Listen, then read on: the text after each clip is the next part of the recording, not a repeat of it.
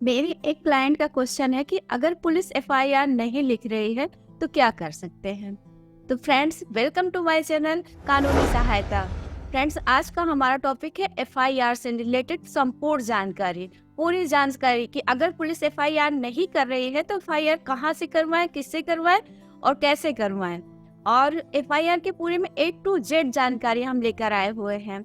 इस वीडियो को अगर आपने पूरा देख लिया है और अगर पुलिस आपकी एफआईआर नहीं दर्ज कर रही है तो आप तुरंत उसके ऊपर कार्रवाई कर सकते हैं। इसमें आज हमारा मेन टॉपिक है एफआईआर के बारे में संपूर्ण जानकारी कि कैसे कैसे कहाँ कहाँ आप अपनी एफआईआर दर्ज करवा सकते हैं।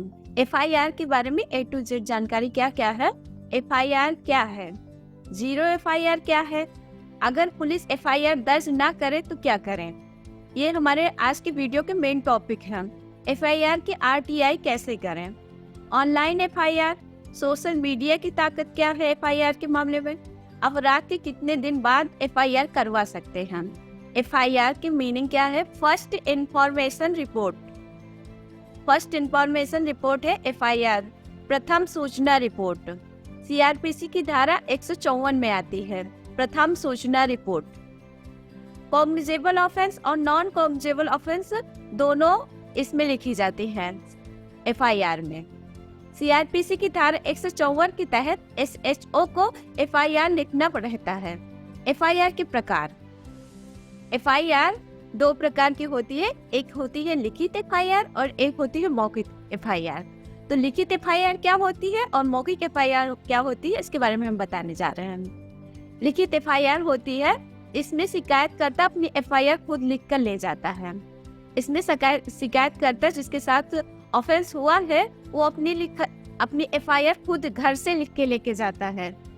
मौखिक एफआईआर, बहुत से लोग पढ़े लिखे नहीं होते हैं तो उनकी एफआईआर मौखिक होती है, जिनमें वो अपराध के बारे में बताते हैं, पुलिस लिखती है, बाद में पुलिस पढ़कर सुनाती है, उसके बाद उनकी साइन ली जाती है या अंगूठा लगवाया जाता है। तो गाँव में बहुत सारे लोग होते हैं वो पढ़े लिखे नहीं होते हैं, तो जब वो एफआईआर लिखवाने जाते हैं तो पुलिस उनकी एफआईआर जो वो बोलते जाते हैं उसको लिखती है कि कैसे लिखना है, वो अपने हिसाब से लिखती है, उसमें कौन कौन सी धाराएं लगानी, कैसे लिखना है, वो एफआईआर वो लिखती है जो वो बताते हैं। उसके बाद पुलिस को वो जो उन्होंने लिखा है उसको पढ़ के उस इंसान को सुनाना पड़ता है, जो आता है वो एफआईआर लिखवाने के लिए उसको सुनाना पड़ता है। उसके बाद वो सुन के अगर वो सेटिस्फाइड है तब वो उस पे साइन करेगा, या साइन करना नहीं आ रहा है तो वो उस पे अंगूठा लगाएगा। एफआईआर की copy free of cost police देती है और रिसीविंग भी देती है। एफआईआर की जो कॉपी होती है, एक कॉपी वो पुलिस अपने पास ओरिजिनल कॉपी ले लेती है और उसकी फोटो कॉपी वो देती है उसको, और उसकी रिसीविंग भी देती है। अगर फोटो कॉपी या रिसीविंग ना मिले तो समझो एफआईआर दर्ज नहीं हुई है। यहाँ पे ध्यान देने वाली बात है कि कभी कभी पुलिस ऐसे कहती है हाँ हमने लिख लिया एफआईआर आपकी, लेकिन उसने रिसीविंग नहीं दिया या फोटो कॉपी नहीं दिया है आपको, तो आप ये मत समझिए कि आपकी एफआईआर दर्ज हो गई है। ये इसका मतलब यही है कि आपकी एफआईआर दर्ज नहीं हुई है। ऑनलाइन एफआईआर और जीरो एफआईआर क्या होती है। तो ऑनलाइन एफआईआर, जिन राज्यों में ऑनलाइन एफआईआर दर्ज करवाने की सुविधा हो वहां आप एफआईआर ऑनलाइन दर्ज करवा सकते हैं। और जीरो एफआईआर होती है, साधारणतः लोग समझते हैं कि एफआईआर वही हो सकती है जहां पर घटना घटित हुई हो, पर ऐसा नहीं है। आप अपने नियरेस्ट पुलिस स्टेशन में एफआईआर दर्ज करवा सकते हैं। कभी कभी लोग समझते हैं कि जहाँ पे घटना घटित हो कहीं दूर पे हुई है तो हमें वहीं पे जाके अपनी एफआईआर दर्ज करवानी पड़ेगी। ऐसा नहीं है, आपके पास में, घर के पास में जो सबसे पास में पुलिस स्टेशन है वहां पर भी आप जाके अपनी एफआईआर दर्ज करवा सकते हैं। अगर अपराध उनके थाना क्षेत्र में नहीं हुआ तब भी वो एफआईआर दर्ज करेंगे। ऐसी एफआईआर को जीरो एफआईआर कहते हैं। इस तरह की एफआईआर को जीरो एफआईआर बोलते हैं। अगर पुलिस एफआईआर दर्ज नहीं कर रही तो क्या करें। अगर अपराध कॉग्निजेबल है तो सीआरपीसी की धारा 154 के तहत ये मैंडेटरी प्रोविजन है कि पुलिस एफआईआर लिखे। अगर पुलिस एफआईआर ना लिखे तो आप डिप्टी एसपी के पास एप्लीकेशन भेज सकते हैं। अगर डिप्टी एसपी भी ना सुने तो एसपी को एप्लीकेशन भेजें। अगर ये दोनों यानी डिप्टी एसपी और एसपी दोनों ना सुने तो आप सीआरपीसी की धारा 156 के तहत मजिस्ट्रेट के पास अपनी एफआईआर दर्ज करवा सकते हैं डायरेक्ट, लेकिन ऑफेंस अगर कॉग्निजेबल होगा तब। और साथ ही सीआरपीसी की धारा 166 ए के तहत पुलिस के खिलाफ भी एफआईआर दर्ज करवा सकते हैं कि उसने आपकी एफआईआर दर्ज नहीं की।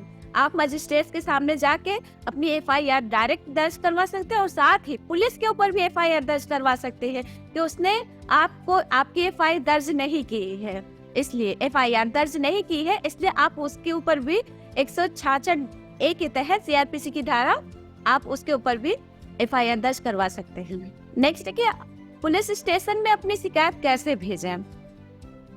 अगर आप घर से एफआईआर लिखकर ले जा रहे हैं और थाने में रिसीविंग या फोटोकॉपी ना मिले, तो आप स्पीड पोस्ट से अपनी वही एफआईआर पुलिस स्टेशन भेज दें।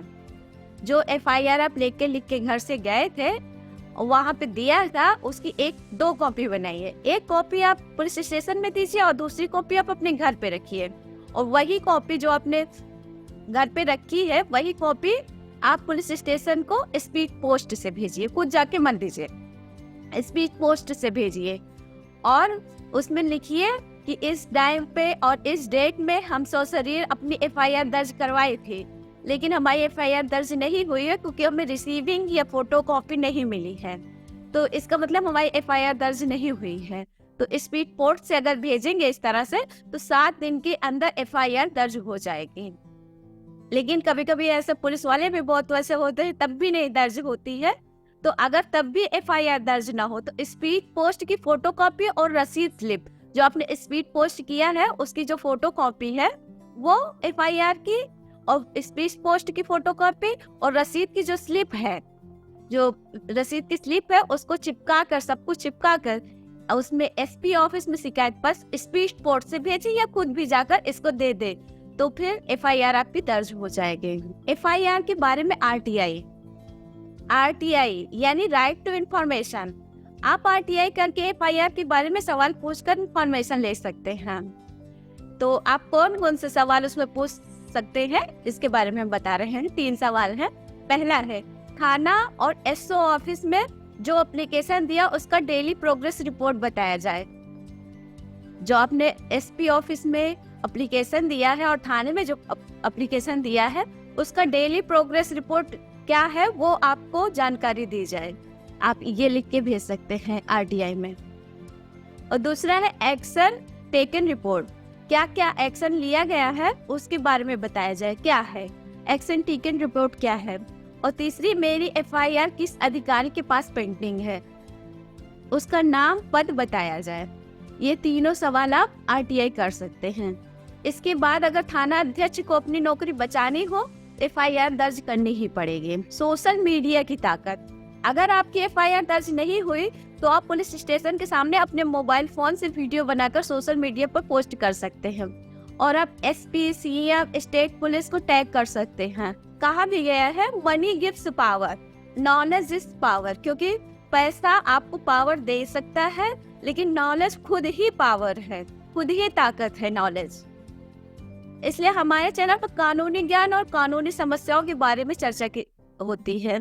अपराध के कितने दिन बाद तक एफआईआर करवा सकते हैं। बहुत सारे लोगों का ये भी क्वेश्चन होता है कि उनको ये रहता है कि अपराध बहुत टाइम हो गया है तो हम इसकी अब एफआईआर नहीं करवा सकते हैं। तो आज की वीडियो में हम बता रहे हैं कि एफआईआर कितने दिन तक आप करवा सकते हैं।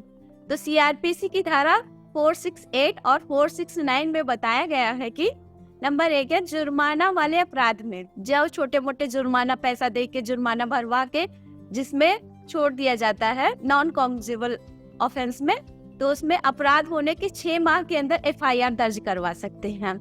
अपराध होने के 6 माह के अंदर आप उसमें एफआईआर दर्ज करवा सकते हैं।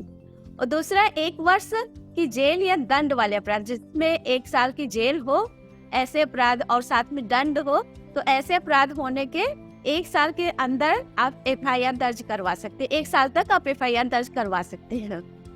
1 वर्ष से अधिक सजा और 3 वर्ष से कम है, तो अगर कोई क्राइम हुआ है जिसकी सजा 1 वर्ष से ज्यादा है और 3 वर्ष से कम है, तो ऐसे अपराध होने पर 3 साल तक के एफआईआर दर्ज करवा सकते हैं। 3 साल तक आप अपनी एफआईआर दर्ज करवा सकते हैं। नेक्स्ट है कॉग्निजेबल ऑफेंस।